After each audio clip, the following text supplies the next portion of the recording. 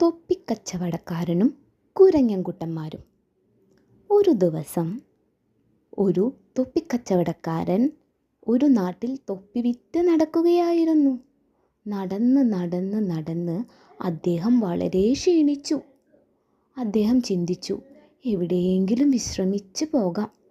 അങ്ങനെ അദ്ദേഹം ഒരു മരച്ചുവട്ടിൽ അദ്ദേഹത്തിൻ്റെ തൊപ്പിക്കുട്ടകൾ വെച്ച് വിശ്രമിക്കുവാനായിട്ടിരുന്നു. വളരെ ക്ഷീണം കൊണ്ട് അദ്ദേഹം ഉറങ്ങിപ്പോയി.